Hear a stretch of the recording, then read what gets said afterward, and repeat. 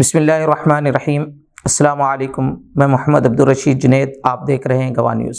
ہندوستانی مسلمانوں کی یہ شکایت بجا ہے کہ فرقہ پرست عناصر ان کے مذہبی ملی آئیڈینٹی کو ختم کرنے کی کوشش کر رہے ہیں۔ لاؤڈ اسپیکر پر اذان پر پابندی، عبادت گاہوں پر حملے، مختلف بہانوں سے مسلمانوں کی جائیدادوں کو نقصان پہنچانے کی کوششیں اس کا ثبوت ہے۔ مگر یہ بھی ایک حقیقت ہے کہ آج مسلمانوں کو جتنا نقصان غیروں سے پہنچ رہا ہے، اتنا ہی ہماری اپنے صفوں میں موجود ان عناصر سے پہنچ رہا ہے جو مسلمانوں کے بیس میں ہیں مگر اسلام اور اسلامی تعلیمات کے دشمن ہیں، یا جن کے اعمال اور افعال مسلمانوں کی رسوائی اور ان کی جگ ہنسائی کا سبب بن رہے ہیں۔ کچھ ہی دن پہلے سوشل میڈیا پر ایک بلوچستان سے تعلق رکھنے والے ایک ضعیف شخص عبدالقادر کی ویڈیو وائرل ہوئی، جسے کسی اللہ کے بندے نے اس انداز سے پیش کیا گویا وہ 1400 برس پہلے کے دور سے تعلق رکھنے والی ہستی ہو۔ سوشل میڈیا کی سب سے بڑی خرابی یہی ہے کہ من گھڑت تصاویر اور کہانیاں وائرل کر کے گمراہ کرتا ہے۔ بلوچستان سے تعلق رکھنے والے عبدالقادر کے بارے میں اس قدر تشہیر کی گئی کہ ایک اطلاع کے مطابق سعودی عرب کے حکمران نے تک ان سے ملاقات کی خواہش کی اور انہیں اپنی جانب سے حج کے سفر کے اخراجات کا پیشکش کیا۔ عبدالقادر یقیناً ایک بزرگ ہستی ہیں اور یقیناً انہوں نے اپنی تمام مویشیوں کو فروخت کر کے عمرہ کیا۔ ان کے لباس اور حلیے کو اس انداز سے پیش کیا گیا گویا وہ اس دور کی واحد ہستی ہیں۔ ان کے بارے میں اس طرح غلو سے کام لیا گیا کہ انہیں صحابہ کرام رضوان اللہ تعالی علیہم اجمعین کے دور کی ہستی قرار دیا گیا اور حضرت سیدنا ابوبکر صدیق رضی اللہ تعالیٰ عنہ کا ہم شکل قرار دیا گیا، نعوذ باللہ من ذالک۔ حالانکہ اس حقیقت کو ذہن نشین کر لینا چاہیے کہ صحابہ کرام کا نہ تو کوئی ہم شکل ممکن ہے، نہ ہی ان سے کسی کا تقابل کیا جا سکتا ہے۔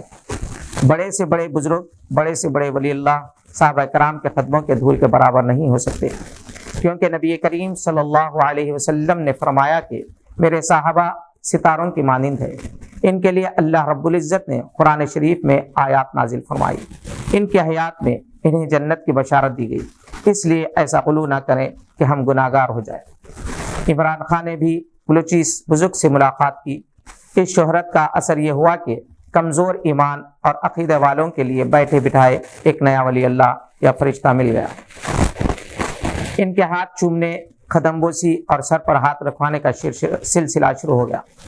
حالانکہ مکہ مکرمہ اور مدینہ طیبہ میں ایسی بے شمار ہستیاں موجود ہیں جنہوں نے اپنی زندگی حرمین شریفین میں گزاری، جو وہاں کے خادمین بھی ہیں، جنہوں نے حرمین کی کوئی نماز نہیں چھوڑی، مگر ہندوستان و پاکستان اور بنگلہ دیش کے کمزور ایمان اور عقیدہ والے مسلمانوں کے لیے آئے دن ایسی ہستیاں ملتی رہتی ہیں اور اس کا فائدہ مذہب کے نام پر دکان چلانے والے شاطر اور عیار بہروپیے اٹھاتے ہیں اور سیدھے سادے مسلمانوں سے رقم اینٹتے ہیں۔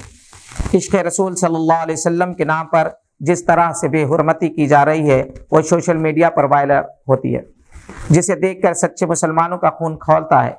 نعت خوانی کے نام پر میراسن اور گویے راگ الاپنے لگے ہیں، جبکہ ذکر کے نام پر باقاعدہ میوزک پر ناچ گانے ہو رہے ہیں، جس کا اسلام سے کوئی تعلق نہیں۔ ایسا لگتا ہے کہ اسلام دشمن طاقتیں ایسے بہروپیوں کو فن مہیا کر کے کسی سرگرمیوں کے لیے مصروف رکھتی ہیں تاکہ مسلمان اسلام کے اثر راستے سے ہٹ جائیں اور ناچ گانے اور بیہودہ قسم کے اعمال میں مبتلا ہو جائے۔ مسلمانوں کو اگر اپنے ایمان اور اپنی آئیڈینٹی کی حفاظت کرنی ہے تو باہر کے دشمن سے مقابلے سے پہلے اپنے صفوں میں موجود ان بہروپیوں کو نکال باہر کرنا چاہیے۔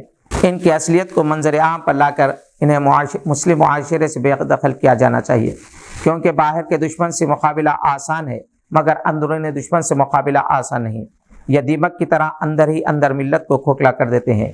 ہندوستان اور پاکستان میں یہ بہروپیے بڑے پیمانے پر اپنی دکانیں چلا رہے ہیں اور ایاک نعبد و ایاک نستعین کا بار بار عہد کرنے والے مسلمان ہر در ہر چوکٹ پر ہاتھ پھیلا رہے ہیں، سجدے کرنے لگے ہیں۔ یہی وجہ ہے کہ وہ ہر جگہ ذلیل وقار ہونے لگے ہیں۔ ظاہر ہے جس سے مانگنا ہے اس سے مانگنے کی بجائے جب غیروں کے آگے ہاتھ پھیلایا جا رہا ہے تو پھر مالک حقیقی آپ کی مدد کیوں کرے؟ پھر بھی وہ رب العالمین ہے، رحمان ہے، رحیم ہے۔